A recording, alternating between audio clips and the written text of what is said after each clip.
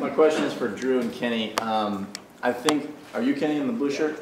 I believe you said that isn't it good enough that I'm trying to live in a least dominating way as possible? But when like mirrored to a person like Bruce, your domination is like off the charts because he's been a vegan for 22 years. I don't really know how you can calculate that. Well, but I mean, he even makes the point that it's great to go vegetarian. We can't get everyone to go vegan. Why can't I also say I can eat some meat, but still use my meat-eating purchasing habits to make sure that those animals are treated in the best way possible? Of course, but you brought up Terra Burger, Central Market, and Whole Foods. Yeah. Are those the only places that you buy meat in the city of Austin? Well, clearly. And when you go home for Thanksgiving dinner, do you have butterball turkey? We're not contesting his claim that there's a very small amount of these places available. That's the point. The reason why those places don't exist is because there's not a demand for them. And the only way we can create demand for that is to actually use our purchasing power to... Right, and having a strong stance against meat as opposed to a very relaxed, lackadaisical point. It's like, oh, I'm 85%,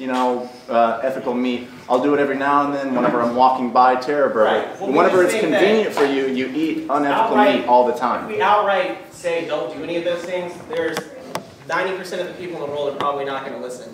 But a claim that's more middle of the road that can encourage consumers to act ethically in a way that doesn't torture animals but still solves those things actually has the possibility for getting lots of meat eaters to get on board, which is why we think it can be ethical too. Also, like a second point is that you say the least dominating way possible. Part of our argument is that domination is an inherent part of existing. I mean, the reason we exist is because we have dominated the rest of nature, and we have evolved in a way that makes us eminently livable or preservable species. And that involves us dominating other species. It involves other species being dependent on us. And that's kind of the way nature works. I mean, bees take pollen from one place and give it to another. You're always dependent on other resources. That's the only way we can exist. And recognizing that eating an animal is not much different than eating a plant or a product that's from any other. No, absolutely, but but bees get their pollen from flowers. There's no KFC flowers. There's no McDonald's flowers. When was the last time you ate at McDonald's? When was the last time you bought a steak from HEB, which he just said is 90%? Lettuce, eating vegetables, those things are also killing. It's not like you're not killing. You might not, those things might not feel pain or experience consciousness, but everybody's equally implicated in it. Your argument is just a couple super quick points. One of them is John Mackey, the CEO and founder of Whole Foods, won't eat meat from Whole Foods because he thinks it's unethical. Two is certainly less, for exactly the reasons I just spelled out. Is exactly this analysis. Two is certainly I agree that less bad is better than more bad. But when you're making a choice and you can choose least bad, shouldn't you choose least bad? And then finally, Joel's farm, and really there aren't any farms like that selling anything in Austin. There aren't anything like that. And nevertheless, Joel's farm, there are 3 of them like that in the entire United States. You can't get his meat beyond Williamsburg, and it costs 6 times as much. So in terms of what's most viable, eat beans and grains and other alternatives that are less expensive, or eat meat that's almost impossible to find, and it costs 6 times as much. I think vegetarianism is like the more reasonable, easier path for people. We're going to get you in the back. Okay. I've got a question. You bring up these farms like Joel's, which you say are more humane. My question is, how large scale could we make those if that was all we were going to eat? Like, how many? We don't think that we should be meatitarians. We probably think the amount of meat that we consume every day is not good. But there are ways that those things can be produced. Like, we should not consume as much meat as we do. But that doesn't mean that eating meat's unethical. Yeah, I mean, my question is about the feasibility of doing that. Yeah, I mean, we're not arguing we can feed the world. But we're saying the feasibility question hinges on how much meat we need to produce. Yes, it might not be feasible if we're eating at the rate we do now, but if we tone down our meat consumption and eat it as a part of a healthy natural diet, then no, we won't eat as much. Do you have any data on how much we have to tone down for this to work? Data, no.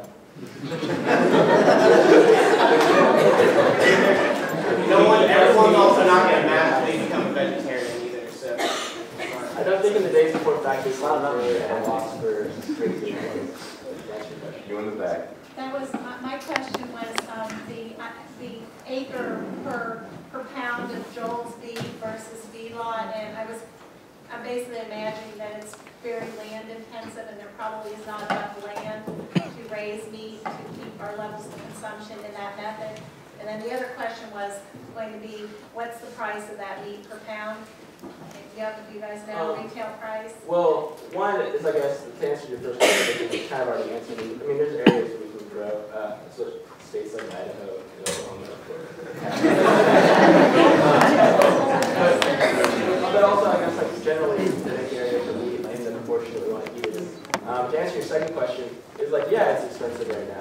Any rare thing, when it's initially introduced into the market, there's not going to be lots of demand for it, so you have to, I mean, there's not going to be, they can't maximize the efficiency of their overhead because it's not a big market. I would imagine it's always going to be expensive because of the amount of land that it takes to raise that. So if you're looking at like Lagos, Nigeria, where there are 14 million people, there is never going to be enough land to support, to raise the meat in that fashion. Yeah, we should probably divide up the land in a way. And then let's just say that meat, people I was staying with, they were serving meat the other night that was $22 a pound. It was organic, free-range meat. It was $22 a pound.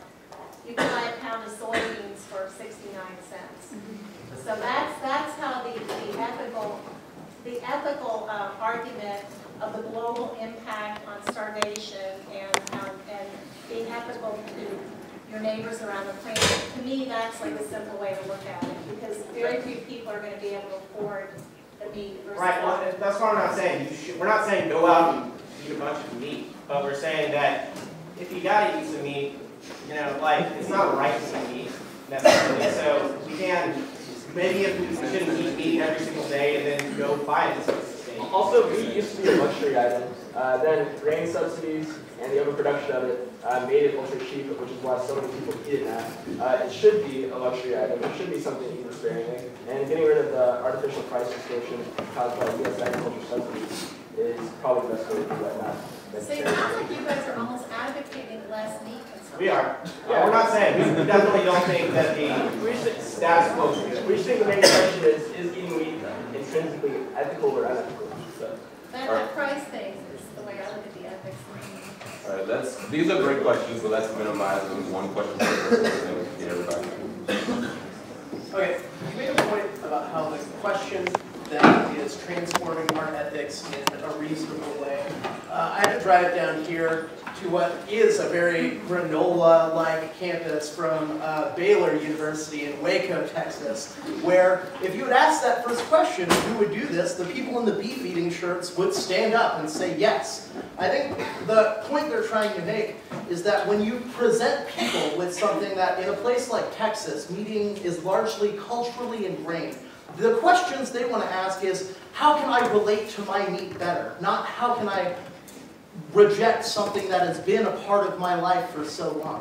What do you have to say to the people who are in the middle on an issue like this, where, like, if your stance is that eating meat is unethical, how do those people change how they relate to ethics itself if they already are ingrained into a system that believes in meat?